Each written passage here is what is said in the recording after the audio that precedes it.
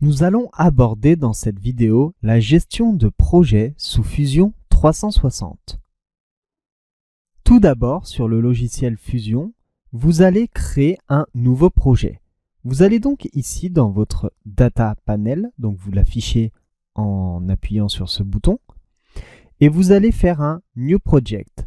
Ce New Project, vous allez l'appeler Alform, Formation Fusion 360, Perfectionnement. Ensuite, une fois créé, vous allez ici cliquer sur Pin. Ça vous permettra, au moment où vous allez ouvrir à n'importe quel moment votre Data Panel, de l'avoir ici dans les premiers projets. Ensuite, ici, vous allez faire un double clic. La partie qui va nous intéresser dans cette vidéo, c'est la partie Data. Dans la vidéo suivante, on verra la partie Pupil, c'est pour ajouter des utilisateurs à votre projet. Dans cette partie Data, vous allez ici créer un New Folder. Vous allez créer un folder Formation. À l'intérieur de ce dossier, vous stockerez tous les éléments, tous les 3D que vous allez créer sur les exercices de cette formation, donc pour manipuler les opérations. Puis vous allez ensuite créer un New Folder que vous appellerez Projet. Et c'est à l'intérieur de ce dossier que l'on va stocker l'intégralité des éléments de notre projet. Il faut savoir que dans ces dossiers, vous avez la possibilité donc de stocker des fichiers 3D. Vous pouvez stocker donc des assemblages, mais également des fichiers images, des fichiers PDF, des plans, etc. Vous allez donc ensuite cliquer ici sur Formation et vous allez voir que ici vous avez des settings.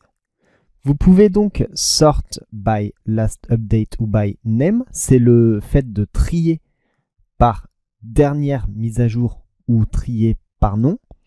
Pour ce faire, vous allez revenir ici dans Master et vous allez voir par exemple que si vous faites by last update, vous aurez celui que vous avez créé en dernier qui s'appelle projet en premier, ensuite formation et ensuite le dossier que j'avais déjà moi créé précédemment.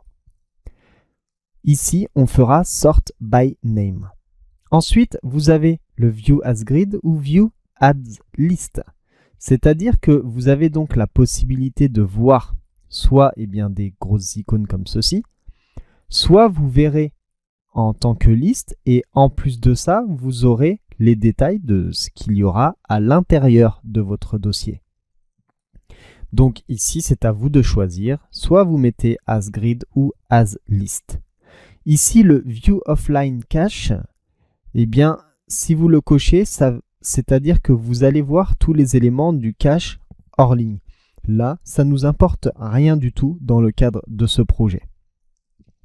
Ensuite, ici, vous avez le Branch Merge Option.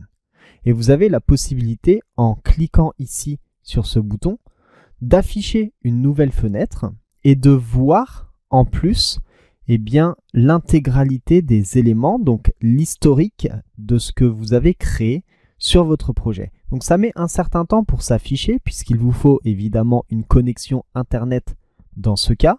Donc il va chercher l'historique de l'intégralité de votre projet et avec cette fenêtre, ça vous permettra ici de voir à quel moment cette pièce a été modifiée, la date, l'heure, puis la personne qui a modifié cette pièce. Donc si vous patientez ici un certain temps, vous verrez évidemment l'intégralité de ces éléments. Ici, rien ne va s'afficher. Pourquoi? Parce que tout simplement, on n'a pas encore créé de pièces 3D pour notre projet, donc pour les dossiers à l'intérieur de formation et de projet. Vous avez ici une fonction de recherche qui vous permet par exemple de sélectionner le nom d'une pièce puis de la rechercher plus rapidement dans l'intégralité des dossiers que vous avez ici à l'écran dans votre Data Panel.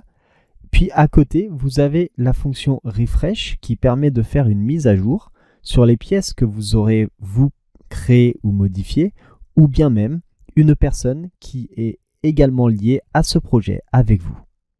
Je vous remercie d'avoir suivi cette vidéo et je vous dis à tout de suite pour la suite de cette formation.